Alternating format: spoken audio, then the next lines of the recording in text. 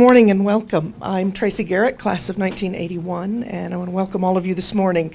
We are streaming this talk live, so if you have any questions when we get to the question and answer period, please wave a hand and we'll make sure that you get the microphone. I'm not going to take up a lot of time. I want to remind you, please silence any electronic devices you've got in your pockets, purses, etc. Thank you. And that's it. I'm not going to take any more time. I want to ask you to please welcome our 2011 Distinguished Alumni Award winner from the class of 1986. 85. I read it wrong. 1985. Six is making a grab for me, but I'm 5. All right. Bill Damaschke. Thank you, Tracy. And welcome, students, to today's class, Bringing Animation to Life. How many people have seen an animated movie? Okay, good. And who saw Puss in Boots last night? You get extra points. Good. Hopefully today, what I can do in kind of a brief way is kind of take you through what DreamWorks Animation does and the people who work together to make an animated film. And I think as I was putting together today's presentation, really what I was starting to find in boiling it all down to be able to explain it is there's so many things that I learned in college and learned as a music theater major that actually play out for me every day in my job at DreamWorks, and hopefully you'll see some of those things as we go through. But first, I'm going to back up. I thought it maybe be helpful to just contextualize things by telling you a little bit about DreamWorks. And what you're going to see is I'm terrible at technology. Oh, good, it worked. Okay. So, the company. There we go. That's Glendale, California. That's where I work. DreamWorks SKG, Spielberg, Katzenberg, and Geffen, was formed in 1994. We started the studio to do animation, live action, interactive, and music. Jeffrey Katzenberg, coming from Disney, was focused on the animation division. Steven Spielberg focused on the live action division. And David focused on interactive and music. In 2001, we were awarded with the first ever Academy Award for Best Animated Feature for Shrek. In 2004, the company went public, and what that meant is we became a publicly traded company on the New York Stock Exchange. The animation company separated from the live action company, so what happened was the animation company became its own company alone, producing animated films, television shows, and television specials. Here we are in 2011, and we have made 23 animated features as of today. We primarily produce CG animated films, although we've also produced some traditionally animated films. And our current kind of charter is to make 5 movies every 2 years. Sometimes we'll do 2, sometimes we'll do 3, but basically 5 every 2 years. Eventually, if we could make 3 movies a year and we felt we could do that well, we would do that. But right now, 5 every 2. We are the only entertainment company in the Fortune 100 Best Companies to Work For list. And the first year that we were part of the survey, 2009, we were in it, and we're the only company that's been on the list 3 years in a row. So it is actually a really great place to work. We have over 2,000 employees at 3 studios. Primarily in Glendale, California, where I am based. We also have a company in Northern California called PDI DreamWorks, and then we have now a team working in India. There are the 23 films that we've made, including our upcoming release, which comes out next week, Puss in Boots. Okay. So I thought I'd maybe give you a little bit of a sneak peek of what we have coming in the future. So next year we have 2 films, Madagascar 3, and what you're going to see flashing there is development art, new character design, some of the new characters that are being modeled and prepared for production on Madagascar 3. That is the villain, Dubois, in the middle. She's from Animal Control, and she is chasing our Zeusters, our penguins, and Julian through Europe as they try to finally get back to New York. Our Zeusters fall in with a very rundown circus and help to transform it into something that could go on and perform in New York City. And so you'll see here some of the designs and many of the things that go into preparing the film for production. I'm just going to let these play. This is what's called visual development artwork. Character and story kind of go hand in hand in creating who the characters are. They perform at the Coliseum. Alex the Lion says his ancestors actually performed there, not to great effect, many years ago. Our other film for next year is called The Rise of the Guardians, which I would say represents a bit of a departure for us. The Rise of the Guardians is it's basically the reimagined icons of our childhoods. Santa Claus, the Easter Bunny, the Tooth Fairy, the Sandman, Jack Frost, the Man in the Moon.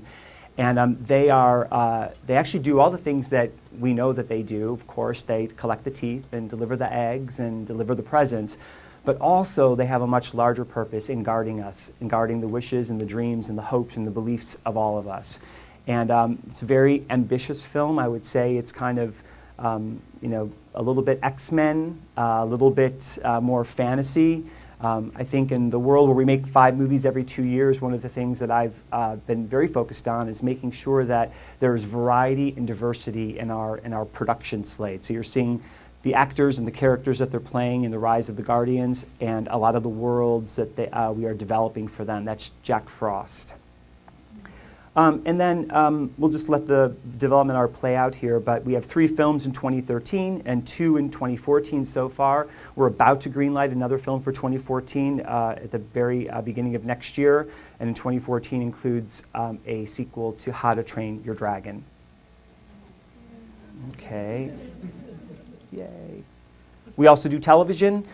We've produced a lot of holiday specials. We are in partnership with Nickelodeon, where we have The Penguins of Madagascar. Kung Fu Panda premieres tonight on Nickelodeon. Monsters vs. Aliens coming next year. And we also now are working How to Train Your Dragon TV series with Cartoon Network. And I also oversee our live theatrical division, and which was, there I am, look how happy I am. We formed the company in 2008, initially to produce Shrek the Musical, which opened in New York in 2008 and currently is touring around the U.S. We also have a company running in the West End in London very successfully, and so that was a very long journey to bring Shrek to the stage, but it continues to do well. We've done more of a kids version of Madagascar, and the images you're seeing here are a show that we have coming next year. It's based on How to Train Your Dragon, and it will tour to arenas. And we did who knows about Walking with Dinosaurs, a show called Walking with Dinosaurs. We're working with the people from Walking with Dinosaurs. They're a company called Global Creatures. They do very special, large, gigantic animatronic puppets that are very sophisticated. And so this will come to like the U.S. Cellular Arena here and other arenas around the world. And it will be a combination of puppetry, circus, projection, flying, and fire-breathing dragons. So we might bring it to the lab theater after that. I'm actually going to let this play because I think this stuff is pretty fascinating. And look at that, like all the craft and amazing work that goes into just the eyeball.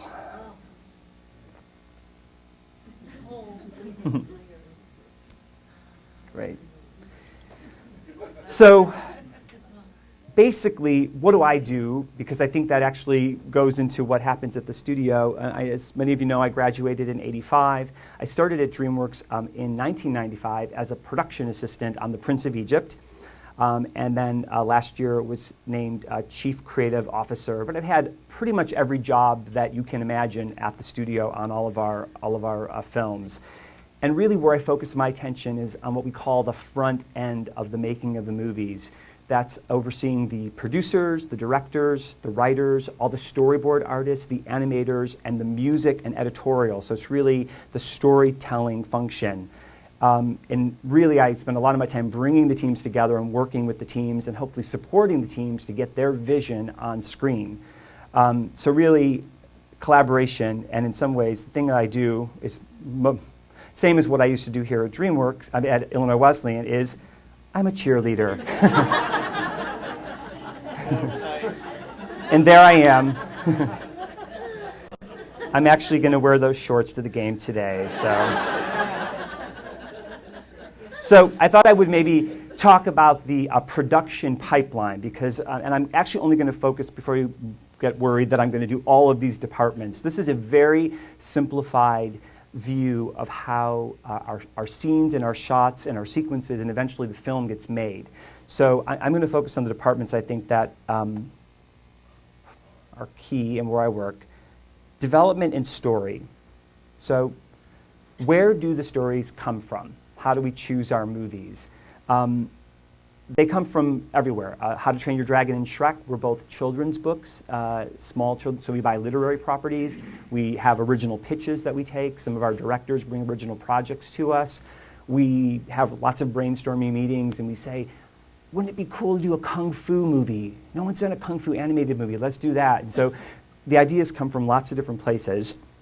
And then we work kind of simultaneously in what a script and a storyboard form. So we don't really, the script is definitely a blueprint for us, but unlike live action, which is very script focused, we are script and visual focused from the very beginning.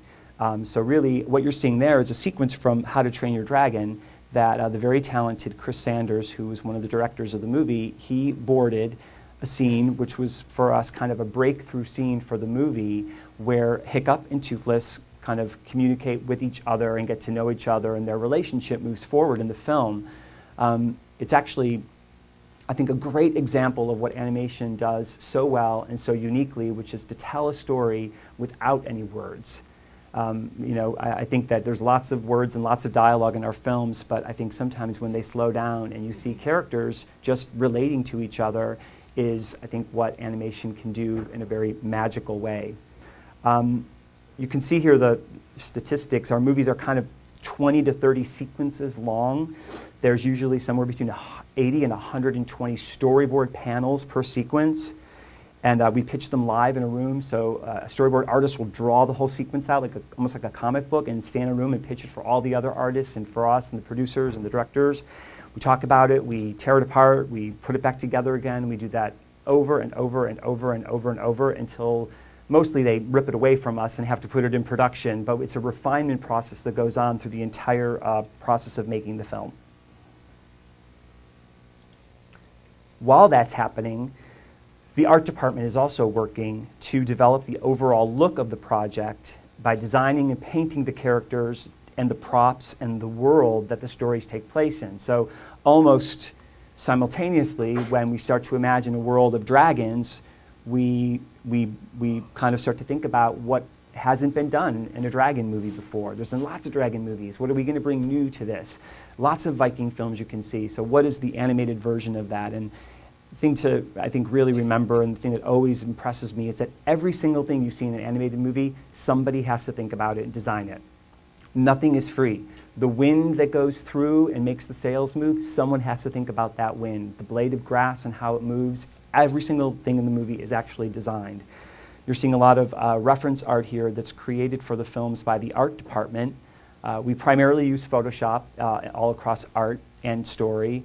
There were almost 1,200 paintings created for Puss in Boots, and there were 30 people who worked in the art department for over 2.5 years to create the look of the film. Character animation is really where it all gets brought to life, and I think probably the best to describe it is these are the actors. So there are people who design the characters and then build the characters and then create all the controls that you can move the characters, which are essentially like digital puppets in a way. They appear like a puppet, but then the animators are the people who then take that puppet and decide what the performance is going to be, who the character is going to be, and they use the voice actor, the vocal tracks that we record to create the performance of the character. We use a lot of video reference, and so what you're going to see here is an animator from DreamWorks. His name is Ben Willis. This is his shot finished in the movie, as you may have seen it last night, and this is him getting ready to do his shot. And we have many of these rooms in our buildings where the animators can film themselves acting out the shot themselves. He's probably listening in the background to Antonio Banderas' voice or whatever the vocal performance is, and then he goes and this is what he creates from his video reference. So it's a very, Animation is a very technical process, and it's very much in the computer, but I think there's a lot of the process where we have to get people up and talk about it and figure out how we're shooting it and how we're acting it in this kind of video reference. We do keyframe animation, and the only distinction there, motion capture is where live actors wear those dots all over their faces and they run around, and then you get that and then you animate over that. We do not do that. Everything we do is hand animated on the computer. And basically, an animator can create about 3 seconds of animation per week. That's, yes. The effects department, also known as special effects or visual effects, they do everything that's in the shot that's not the character or things that are on the character. So it's all kind of environmental stuff, cloth, fluid, explosions, anything natural phenomenon-wise. Again, it all has to be designed and developed to move this way. And everything from a tornado to dust. You'll see that's the first pass at that shot. Here's lots of stuff blowing up in Kung Fu Panda 2. And there's a little progression of a shot here. So this is a scene from Kung Fu Panda 1 where the peach blossom tree, when Oogway leaves the earth and goes on to his next plane, there's a beautiful sequence with peach blossoms that take him away. And so there's a combination of, someone has to animate each one of these dynamic, the computer doesn't do that for them. And then lighting is kind of where it all comes together. This is the department that takes the animation and the effects that at this point do not look finished, and they put all the finished surfaces using a lot of reference that comes from the art department, and they paint with light. And it's much like a practical lighting, lighting a theater set. A lot of our lighters actually come from theater, and so they know about set design and how to use light in a practical way, or they come from live action. But they've now transitioned their skills into the computer, but they work with sets, they place lights in the set, they move the lights around, they have little dimmers that move them up and down. So I think the next thing here is, this is the one thing that needs volume, so I'm going to try to play this. So this is a little progression reel from Puss in Boots. It shows you the finished shot first. What are you doing here, senor? Did you lose your ball of yarn?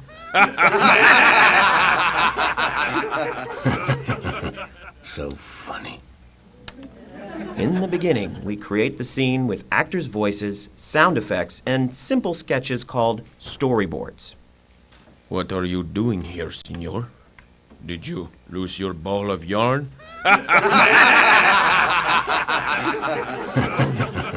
So funny.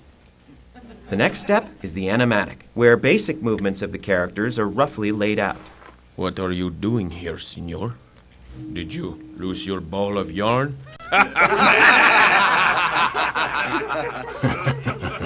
So funny. Animation is where we breathe life and personality into the characters. This is done by using simple forms without texture and final color. What are you doing here, senor? Did you lose your ball of yarn?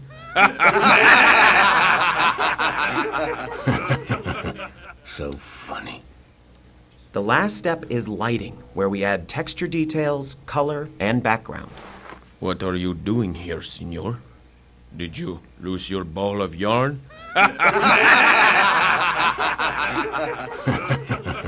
So funny.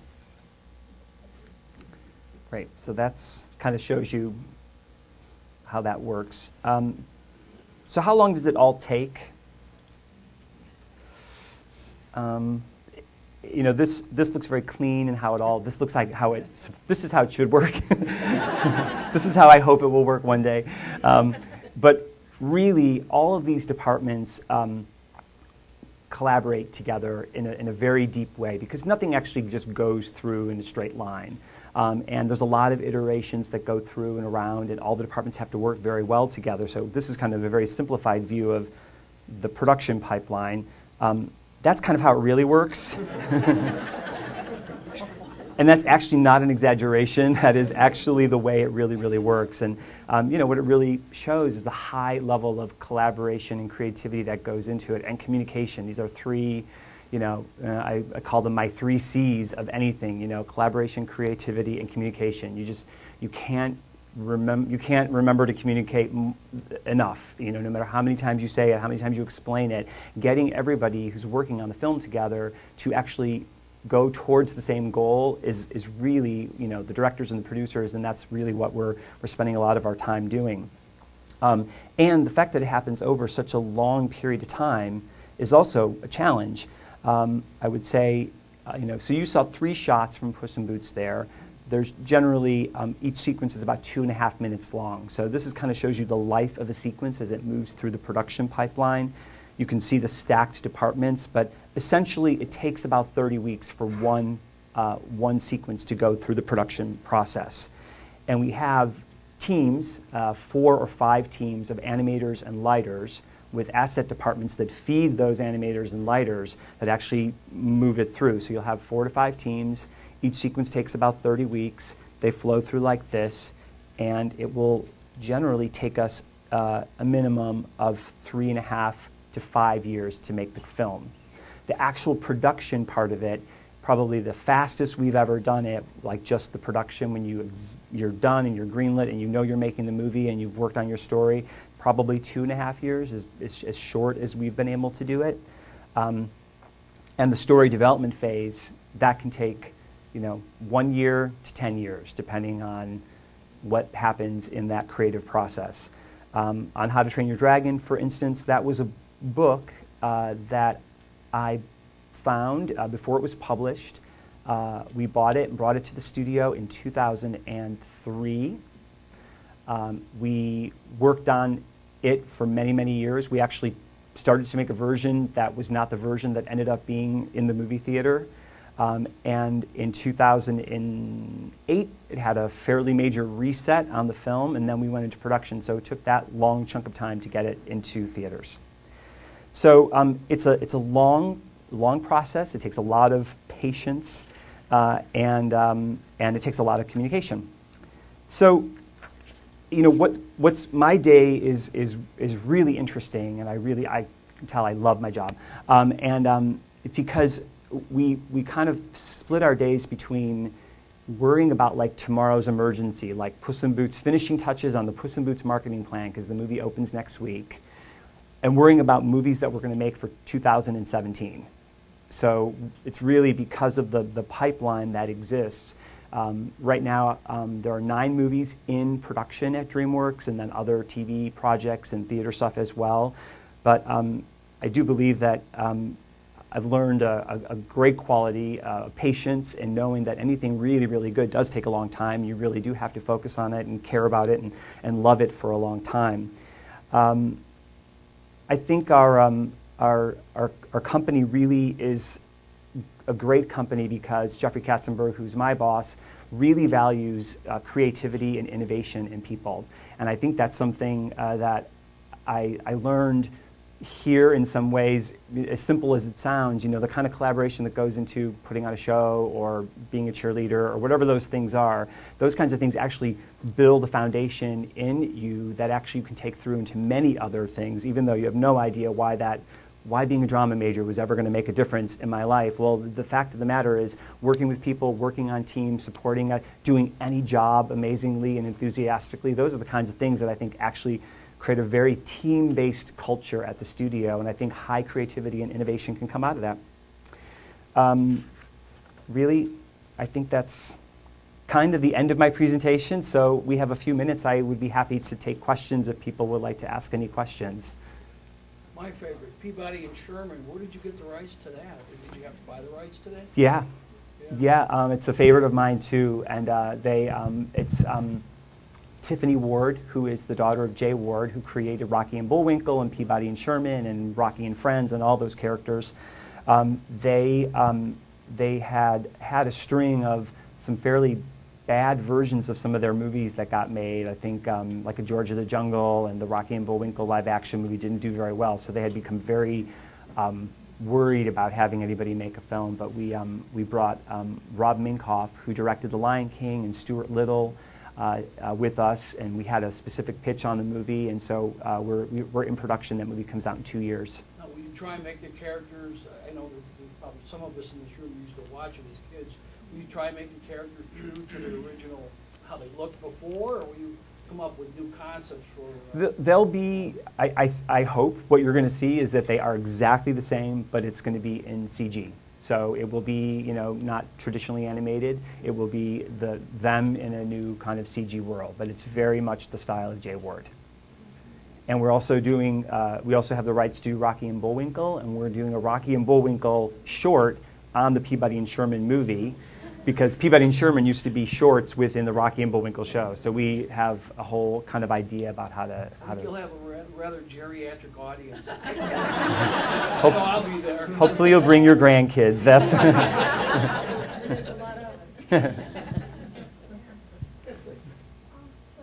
may have just missed, but your initial like jobs working at the company from where you are now, like, what was your kind of entrance position or responsibility? Yeah, I was a PA in the production office. So I got to the studio when it was pretty much brand new at that time, and I was the 46th person hired, and I was a 30-year-old PA at that time. So, you know, there's a big gap that I skip over where I was actually out there trying to be an actor and doing lots of other things and many, many, many odd jobs over the years. But when I finally landed at DreamWorks, I was really committed to producing or directing or being in some sort of a creative producing position. And so I figured the best way to go do that is to learn what those people do and learn that job from the ground up. So at 30, I kind of switched careers, became a production assistant, and was there when there were lots of growth and lots of opportunities. So I do think I was lucky in many, many ways, but I also worked really hard to learn everything about the way our films were made and was able to kind of move through lots of different positions early on. Just so you know, we are streaming this today, so if you could wait till I get to you before you ask your question so that the people who are on the other end of the audience can hear it for you, okay? So, okay. Behind me?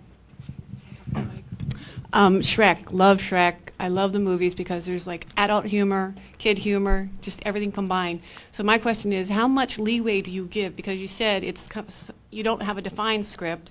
How much leeway do you give the actors? Because I know in Shrek there's a lot of adult humor in there.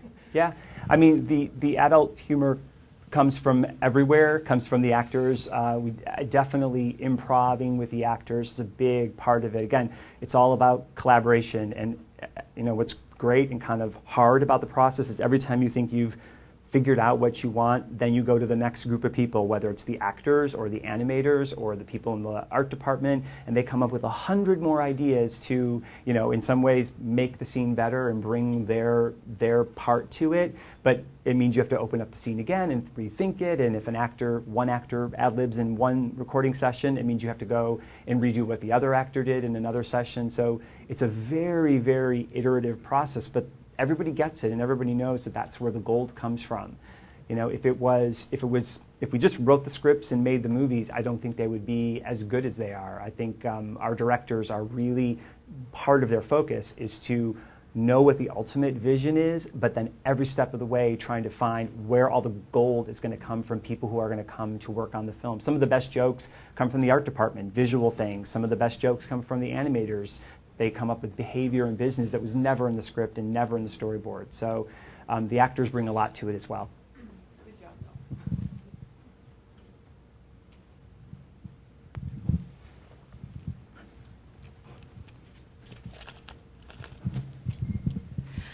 So your process is so technology dependent. How do you keep up with all the changes? And have you ever had to go back and redo a project because technology changed and the look is so much different than it was when you started? Yeah, I think, yes, all the time. I mean, technology moves so fast, and that is, you know, we're trying to manage a 3 to 5 year movie cycle when every 6 months technology is changing. So we have kind of a situation where we have we call multiple pipelines, because at a certain point when a show is getting made, you can't change it anymore. Teaching people how to use things when they're midstream and you're trying to get the film done is hard. So we kind of lock the pipe at a certain point, but new tools and new things keep coming into the studio all the time. You know, I think every movie, every sequel, we have this situation. We're like, okay, we're going to make Kung Fu Panda 3, and we're going to save so much money because we did all that work on Kung Fu Panda 1 and Kung Fu Panda 2. The truth of the matter is we literally have to start over, and we have to remodel and re-rig. Again, some of the stuff, a lot of the development work has been done, so you know what the target is, you know what the character looks like, but the technology moves so fast that pretty much every time it's a bit of a start over because of that. And we found like one of the biggest kind of cold showers in that regard is when we went back last year to create 3D versions of Shrek 1, 2, and 3. It was like going into Al Capone's tomb to find stuff, you know. I mean, it was like you couldn't find it, the files didn't exist. Getting everything really back and how to, it was, you know, especially from Shrek 1, we had to go and get special computers to actually, that didn't exist anymore. We had to go kind of like put them all together. SGIs, we had to go get SGIs to figure out like how to get some of the data back because it just didn't exist. So there's, I think, more, there's much better archiving stuff now that helps with that, but it's definitely the technology moves so fast. I was wondering about how you pick the voice actors. Do you have some of them in mind when you're like developing it, or do you pick them like Jack Black for Kung Fu Panda was? We so only cool. ever thought of Jack Black for Kung Fu Panda. He had done a smaller part in Shark Tale, and so we had worked with him on Shark Tale and loved him, and he was kind of becoming Jack Black at that time, and we had talked to him very early about Kung Fu Panda. So there's some things like that where, Eddie Murphy as Donkey or Antonio Banderas as Puss in Boots. There's only one person, and everybody after that is kind of a distant second choice. And then other times it's actually pretty surprising who you think you want and then who you actually end up with, because the idea of an actor or their personality, when you kind of separate what they look like from what their voice actually sounds like, frequently can be very, very different. And so, we found we do spend a lot of time. It's one of the most important choices I think you make on a movie, because I think those moments when the look of the character and the voice of the actor come together, those are those most memorable characters of all time. When you think about, Buzz and Woody and Shrek and Donkey, and I feel like these characters, and that's because the idea and the actor and the look of the character came together in such an amazing way. And there's lots of other really, really good ones, but they don't break through in the same way, and I think that's because there's just that special. So we actually listen to a lot of actors' voices. If we like somebody, we'll go and just get their voice off of a talk show they did or a movie that they were in, and we spend a lot of time, and we actually will animate the character with their voice in it before we actually cast them, so we can actually see it and put it on screen and live with it and make sure. So we do a kind of a screen test in a way without them knowing about it. And then normally what will happen is then when we go to talk to the actor and pitch them the movie, we actually have their voice coming out of the character, and there isn't a person who isn't tickled by that and doesn't love that if they're into it. So, yeah. Do you take stories which are not previously books or not brainstormed by your team? I'm sorry, could you repeat the question? Do you take stories which are not previously like books or brainstormed by your team? Do we? Yeah, I mean, outside pitches. Yeah, we hear pitches all the time from outside writers and outside filmmakers. So we get really on our slate of development. We probably have about 30 to 35 projects that we're currently juggling. I think I would say probably they divide up about a third. A third that are book or literary based, a third that are original pitches by either internal or outside people, and then another third which are kind of internally developed out of a process of bringing our filmmakers together and kind of these kind of creative offsites that we have to go figure out what is somebody going to want to see in 2018. We go do that every now and then. Curious question. Do you have good advice for people that are at high school level, college level, about how to prepare themselves to get to something like this, whether they're working at home on a pencil to paper, maybe they have a computer at home, and how they would prepare their portfolio or their website or whatever their blog they're working on so that they can look at a career like this in the future? Yeah, I mean, I think I would say anyone coming into an artistic job at the studio now definitely is very very digital and understands the digital space because it just is how people work now. So all of the portfolio, everyone's portfolio is digital, although our designers and our artists really love people who have a deep, deep, deep fine art background as well. So I think once some of our more senior people at the studio very wisely say, whether it's animation, character animation, or art and design, they'll say in some ways the computer is great, and in other ways the computer can kind of cover over whether or not the person actually has any skills. And so there's two. I think it has a bit of a two things come from it in terms of determining artists. So we also, when we're looking at portfolios, having lots of different things, variety is a really important thing.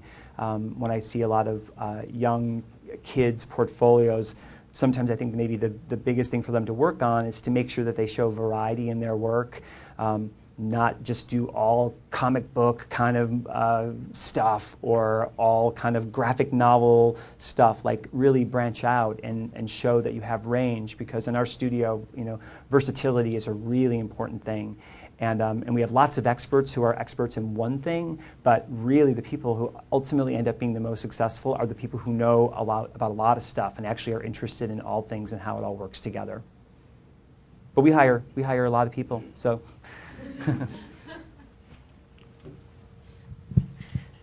Okay. Hi, I am a music education grad from Wesleyan, and I have a question about your choices of music within your movies, like the choice of Hallelujah for Shrek. Mm-hmm. How do you select your pieces of music and collaborate for new pieces as well that are premiered in your films? It's all different ways. On the Shrek films, we worked with a music supervisor, Chris Doritas, who Chris actually is one of the DJs and programmers at KCRW in Los Angeles, and so he's a very kind of wide. His taste is very wide, and so I think we were just looking for a musical palette for Shrek that was different than anything that had been done before, and so I think that's why we were pulling different things. Sometimes it's completely trial and error. You try like 50 song ideas, and suddenly, for some reason, you put a Leonard Cohen song in. It's like, it just works. I don't know why it works. It's just magic the way that song really works there.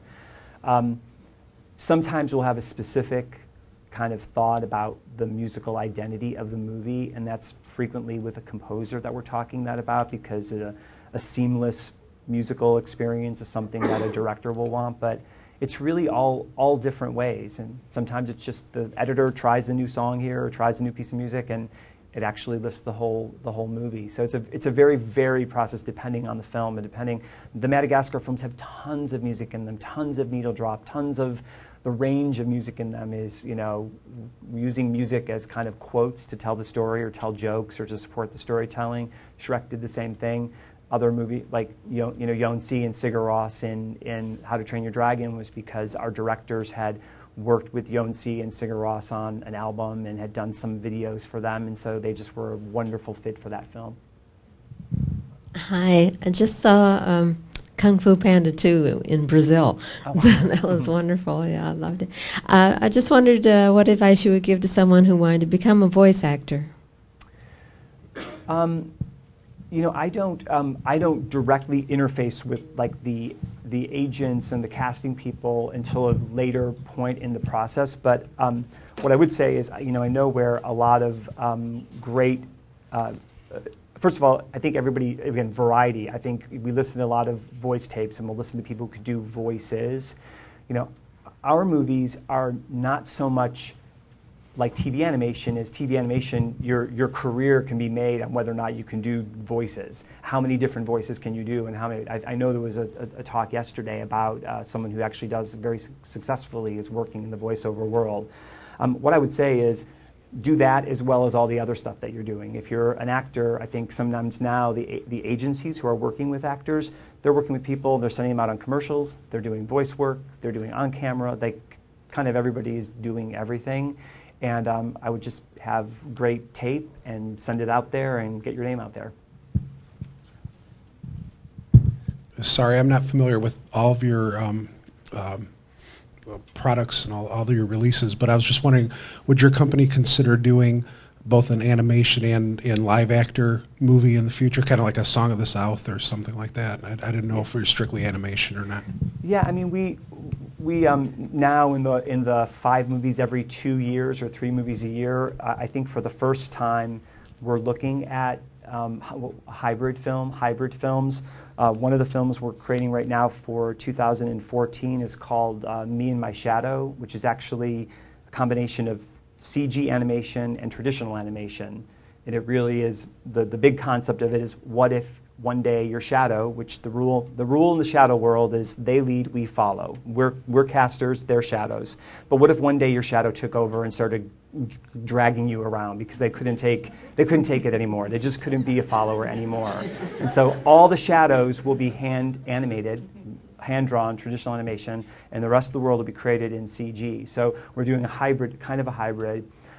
We also are making a movie. Do you remember the classic troll dolls, the little 2-inch dolls with the big spiky hair? We actually are working on a movie based on trolls, and that movie will be hybrid. It will be live action shot elements for the world, and then the characters will all be animated in that version. And then we are also looking at some hybrid films. I mean, part of it is, it's taken us a really long time to get good at what we do, and that is a very different thing. Even though there are animated elements in it, it's a very different thing. And so I think we just want to make sure if we're going to do it, we'll be able to bring something new to it and do a really good job at it.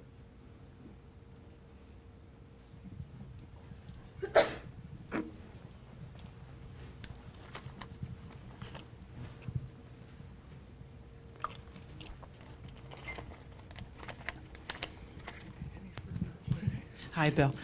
Could you talk a little bit about the leadership challenges in leading an army of creative people? It's a lot different than leading, other types of companies, and I think probably requires some special skills. Yeah, I think of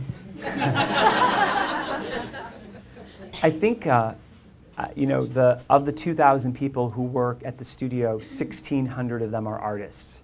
So just to give you a sense of how many people actually are, by their career choice and by their training, artists, fine artists, digital artists, designers, animators. So it's a highly sensitive group of people.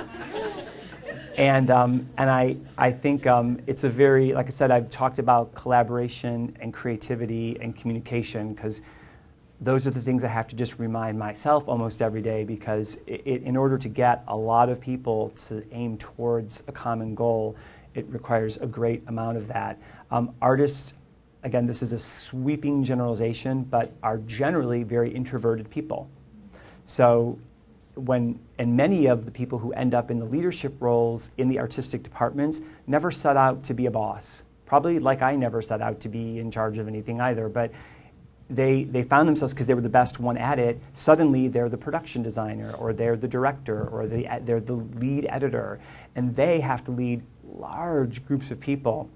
And so we actually invest a lot of time in training for our leadership, and we have a lot of kind of focused training sessions with each other. We talk a lot about management and culture. We talk a lot about how to do that in our company. So because it's so hard to do, we actually focus a lot of our energy on it. And we bring our producers and our directors and all of our leadership together all the time so that they can actually go out there and lead their crews, because it is hard for them. It doesn't come firsthand to them, and ultimately balancing, I showed you that, squiggly line, all that color chart, that could actually be really chaotic, and actually feels many days incredibly chaotic to make that all work, because the minute you think something's finished and you've moved it on, it actually just goes backwards all the time. But I think it's really, I would say communication is the most important thing. And some people say, I told everybody that already. I'm like, but nobody heard you. They didn't, first of all, you didn't say it, you didn't communicate in a way that they heard it, they didn't understand it, and they haven't yet embraced it and been able to figure it out themselves. And I think a lot of times I'll see people, well, I said that already, or I told people that, or they should just know their job. I'm like, well, but they don't. And so, no matter what happens, you have to get through to that person. You have to get through to your crew to make sure that they're moving you towards the goal that you need to get to. So it's definitely hard. I would say it's really, really hard, but I think because we know it's hard, we spend a lot of time on it. How many directors to work on one movie? Most directors have most movies have one director on them. Sometimes there's directing teams. I think that kind of came from the Disney animation days. There are always pairs of people who were doing the films, and we did that for a while. But I would say of the, we have nine in production right now and another 10 that have actually directors working on them. I'd say all but 2 of them are single directors. And what kind of creative control do they have on the whole process? They have a lot. I mean, they have a lot. We're making big budget movies for a really big audience, and so you can imagine there's a lot of pressure and a lot of conversation about those choices and where they lead to. But the directors have a lot of creative. I mean, there's frequent review processes and steps along the way, and I'm very hands-on with the creative team. So, but they have a lot of control. They have a lot of control. I think that's why the movies are different from each other, because if we made the same movie every time, I don't think that would be successful. So getting them, I think it's mostly pushing them to actually go even further than they really want to go in some ways. Okay, we have time for one more.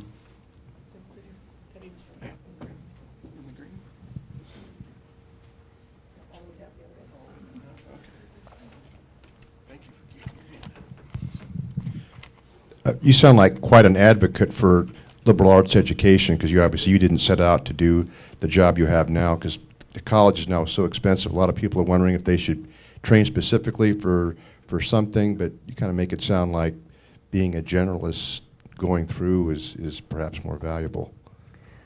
I mean, yes, absolutely. I mean, I think people should go to college for sure. Everybody should go to college, because I think that the kinds of, first of all, the kind of relationships and the kind of friends that you have in college will end up being the people that I think will carry with you your whole life and be a part of, whatever future you could imagine for yourself, and will ultimately lead to many, many opportunities you never knew would come your way. I do think it's really important to be interested in a lot of different things. I think curiosity is the other. If I put another, I keep coming back to the C word, maybe because my mother's name is Carol as well, and so there's a lot of very important C's in my life. But I think curiosity about other things in the world is really important. I think that, and I think if you're intellectually curious and you go to a liberal arts college and you take classes outside of the thing you think you want to do, those things will always come back to serve you later on. I think if I always say, if you think you know what you want and what you're going to do, you are wrong. You actually don't know. And so because you don't know, just do everything. Like, take advantage of as many things as you possibly can. Get as many experiences, be on as many activities, see as many different kinds of people outside of the group you might actually interact with. And that will just lead to a much more enriching and ultimately, I think, much better opportunities. Bill, thank you very much for your time today. Thank you very much.